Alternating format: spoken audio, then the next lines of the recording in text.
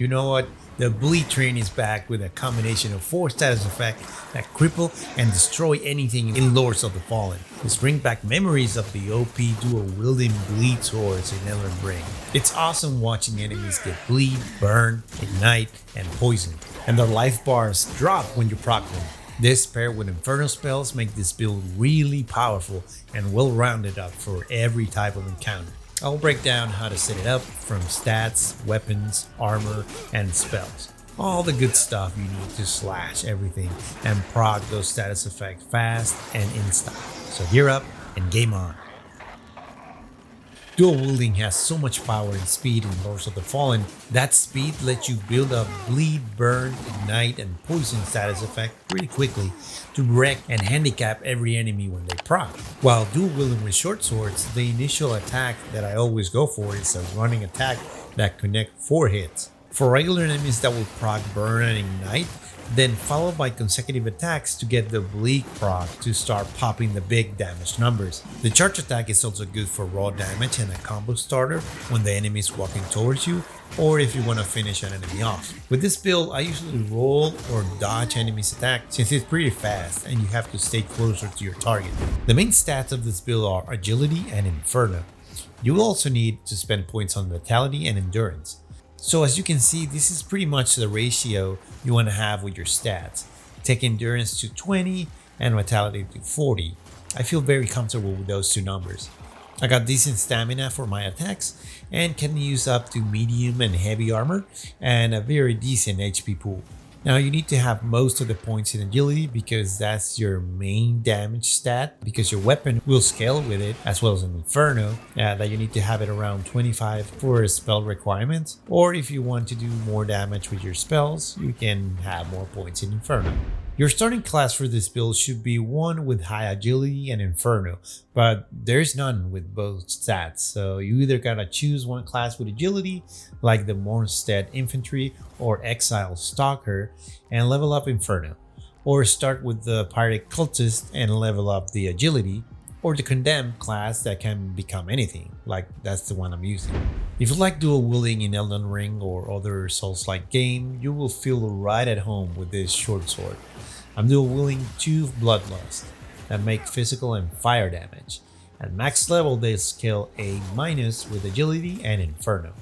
With very low requirement, it has 60 point in bleed and burn buildup. By default, it builds up bleed and burn, so the rest of the status effect will come from the rings of this build, increasing the burn buildup and adding ignite buildup with the ring of Infernal Devotion, and increasing the bleed buildup and adding poison buildup with the Bloodbane ring. The more status effect on enemies, the more damage increase done by the Pendant of Burden.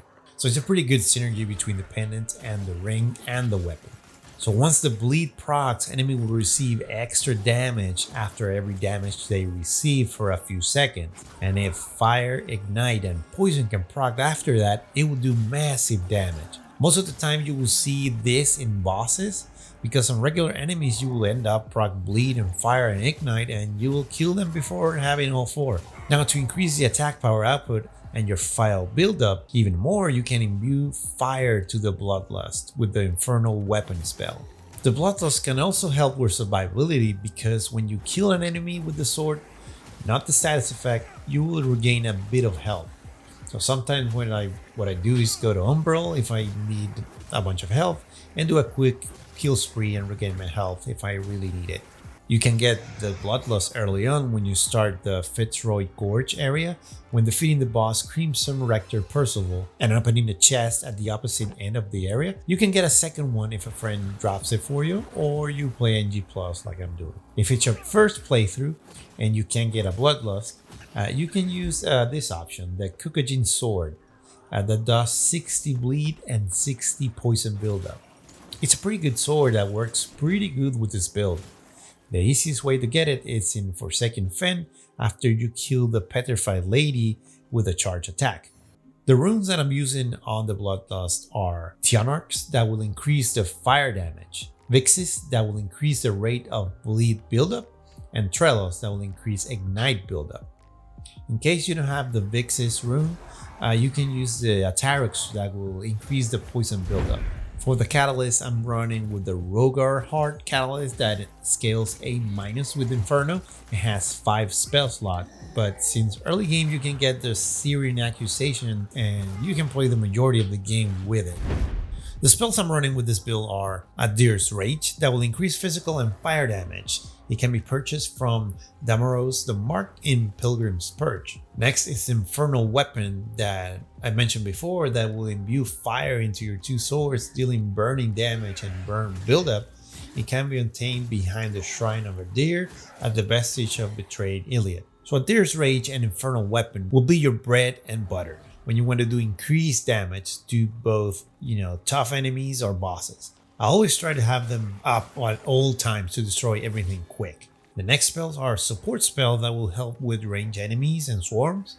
So we got the Inferno Orb that will create a small fireball to attack enemies at a distance. It's good for finishing enemies or kill those annoying archers. Next is the Conflagration. It's a spell that creates a constant stream of fire like a flamethrower. It's good for controlling swarms. Another spell to control swarms is the Seismic Slam that can also do damage if the enemies are in a straight line like a corridor.